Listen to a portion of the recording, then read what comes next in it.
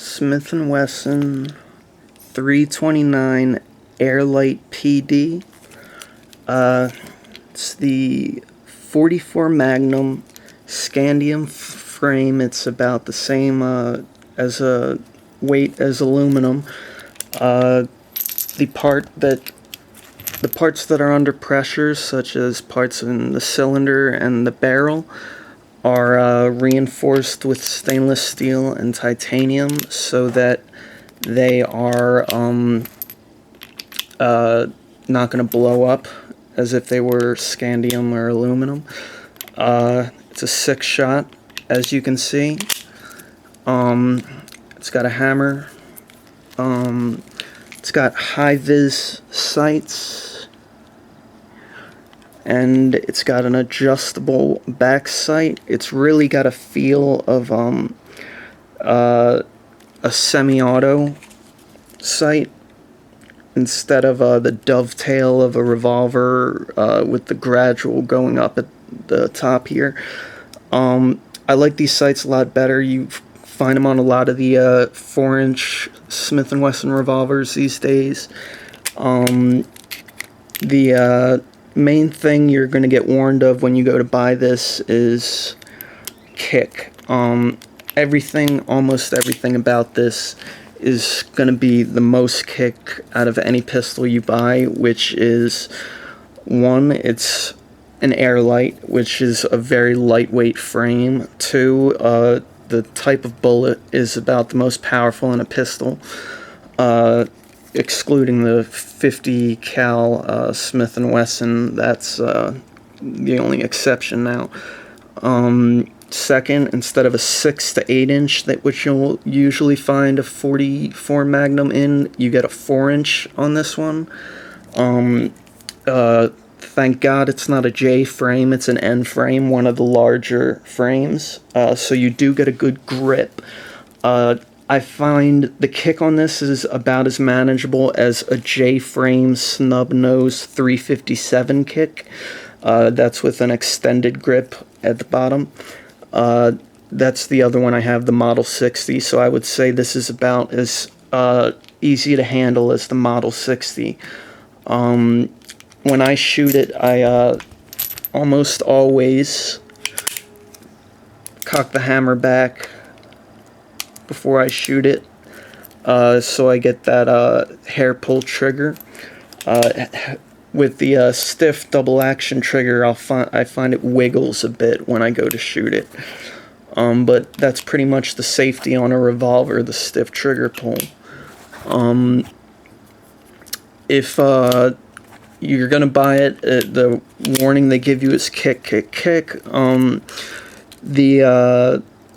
It comes with grips that are rubber in case these wood ones are too much kick for you to handle. If you hold the gun like this, as some of you do, expect it to just go straight up hard and fast. I learned quickly to stop holding it that way, and I hold it the way I see the pros shoot on YouTube, which is index finger over these three over these three, and thumb over thumb. And you line it up that way, and the kick is actually very manageable this way. It goes up a little and towards you a little, and it's just like that. Very manageable. It's not, you don't ever feel like it's about to fly out of your hands. You're always in control, and it's a quick jerk, too. It's a very, and it should be that bullet's coming out there really fast. I expected there to be much more kick than they warned me about. In fact, the guy even said, when you take this to the range, if it's too much kick for you, you can't take it back. And I mean, I knew that already, but he said we've had some people who try to do that. And so what's the gun for? They say it's for a sidearm when you're hunting and a bear or mountain lion charges at you. On the Smith and Wesson website, it just says for hunting, but if you look at the Smith and Wesson page, it actually says it's in case some large game that you're not supposed to be hunting comes at you, like game that's dangerous. So that being said, these sights are adjustable in the back here. Usually any Smith and Wesson model that you see that has a lip under the sight, where is it?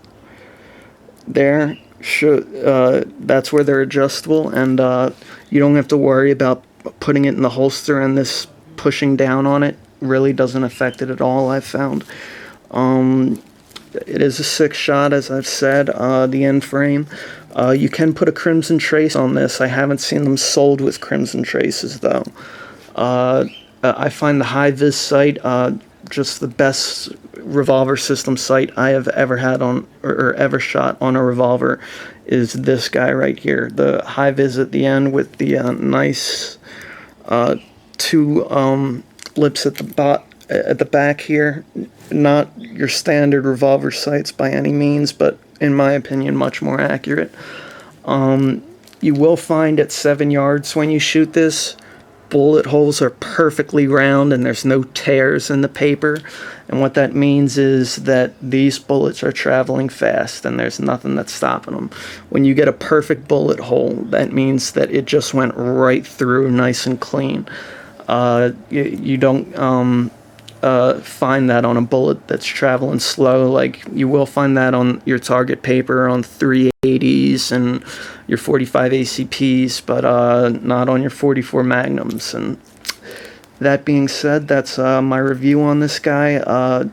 It's very accurate at 7 yards too with these sights, and pull the hammer back, no squeezing anything, and boom. So that being said, pick one up if you like it. If not, don't get on the business end of one if you see one, and take care.